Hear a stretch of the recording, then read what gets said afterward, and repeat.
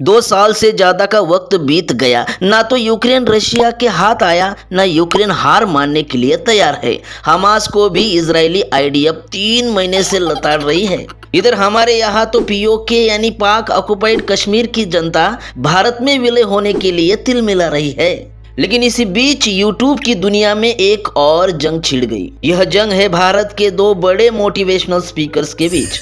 आखिर इस जंग में गलती किसकी है? संदीप माहेश्वरी की, जिनकी 2.5 करोड़ की फैन फॉलोइंग है, या फिर डॉक्टर विवेक बिंद्रा की, जिनकी 2.3 करोड़ फैन फॉलोइंग है? क्या सच में विवेक ने 500 करोड़ का स्कैम कर दिया? क्या संदीप को दी गई धमकियां और नोटिस सच है? इन सारे सवालों के जवाब हर कोई जानना चाहता है। ये कंट्रोवर्सी इतनी छोटी नहीं है।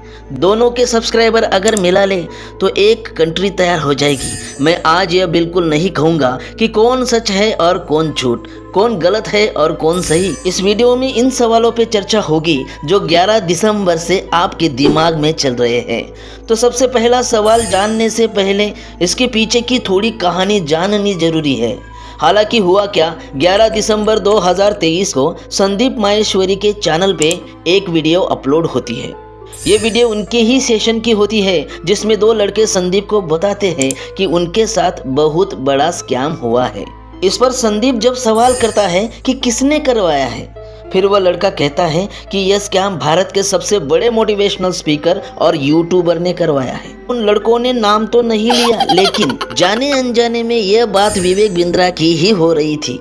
ये आगे बताते हुए कहते हैं कि उनसे 50-50 हजार लेके बिजनेस कंसल्टेंट बनाने के नाम पे उन्हें सेल्समैन बनाया जाता था।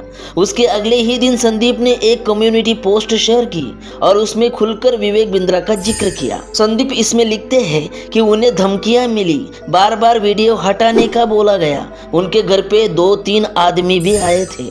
यह थी कहानी। अब मैं इस विषय पर ज्यादा डिस्कशन न करते हुए सवालों का जवाब देना पसंद करूंगा। सबसे पहला सवाल है, क्या विवेक बिंद्रा ने जो कुछ किया वह एक सच में स्कैम था? देखिए, किसी को एक साइड से नापना सही नहीं होगा। हर एक इंसान के दोनों पॉइंट्स को गहराई से समझना जरूरी होता है। हर एक इंसान को किसी भी प्रोडक्ट या कोर्स बनाने का और उसे मार्केट में सेल करने का पूरा अधिकार है। प्रोडक्ट की वैल्यू के हिसाब से कीमत कितनी भी हो सकती है। जो विवेक बिंद्रा ने किया यह तो ठीक था, लेकिन किसी को आपने प्रोडक्ट देकर फंसा दिया और आप उसको कहेंगे कि आपका डूबा हुआ पैसा निकालने के लिए आप और 2-4 लोगों को फंसाओ, ये तो गलत है। तो फिर एक स्कैम हुआ। दूसरी सबसे बड़ी गलती विवेक की कंपनी ने कर दी, बिना क्राइटेरिया का जिसे चाहे उसे ये कोर्स बेच दिया। मेरे तो ये समझ में ही नहीं आता। किसी को हम 5,000 की नौकरी भी देते हैं तो इतना तो जरूर सोचते हैं कि वे इंसान इस काम के लिए लायक है भी या नहीं।